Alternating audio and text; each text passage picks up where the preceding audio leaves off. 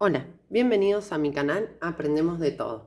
En este video voy a explicar dentro de la teoría general de sistemas, parte 4, las características de una organización que es concreta, abierta, dinámica, autónoma y adaptativa, los tipos de organización, formales e informales, y los espacios organizacionales. ¿Sí? Bien, la organización es un sistema concreto. ¿A qué se refiere a esto? A que tiene objetivos concretos, ya sea un bien o un servicio. Es un sistema abierto. ¿Qué significa esto? Que interactúa con el entorno.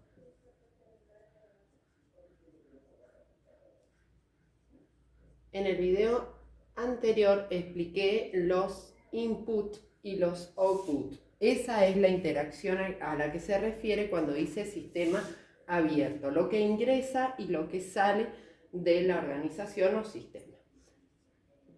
Es un sistema dinámico, por la misma razón y a su vez porque posee elementos en constante interacción.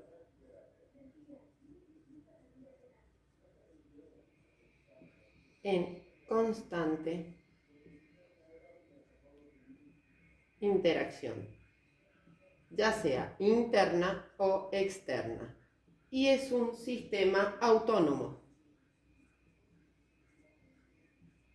Significa que usa sus recursos para sobrevivir en el tiempo.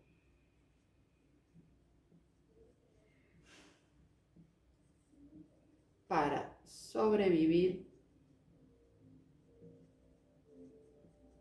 Estos recursos, recuerden que pueden ser o humanos o materiales. Y es un sistema adaptativo. Si no, no podría sobrevivir aparte. Cambia ante el entorno.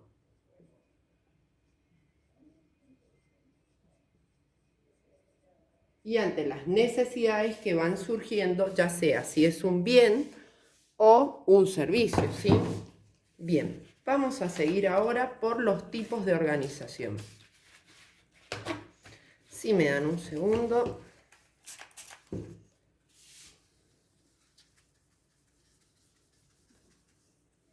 Estas características son importantes. Recuerden que lo que realizo es una breve explicación y resumen, ¿sí? Los conceptos son bastantes más extensos, pero es para que ustedes tengan una acotación de todos los temas que va en la materia, ¿sí? Tipos de organización.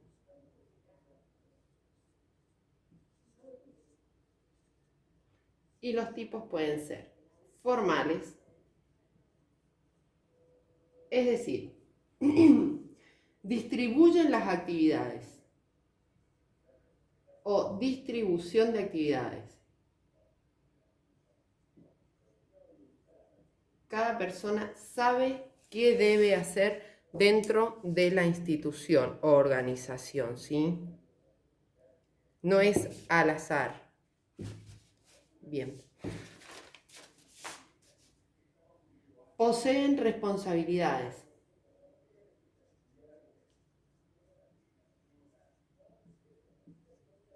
De la actividad que le corresponde a cada uno. Poseen autoridad.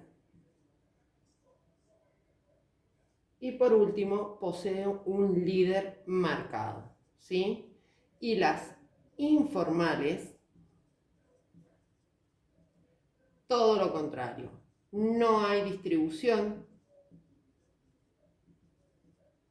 de actividades. Como va surgiendo, cada persona la va realizando. No hay responsabilidad.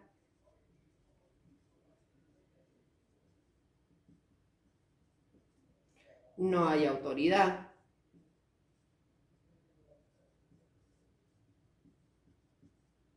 Y varían los roles.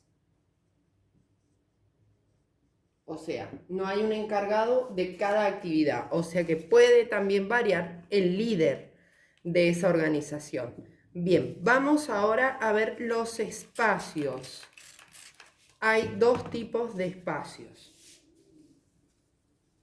en una organización. Y esto es importante en lo que les decía del video anterior, las entradas y las salidas.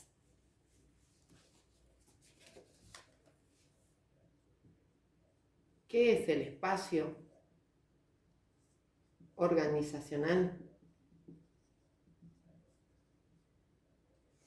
Es un mapa social donde se mezclan y coordinan e interrelacionan actividades de organización. Y estos son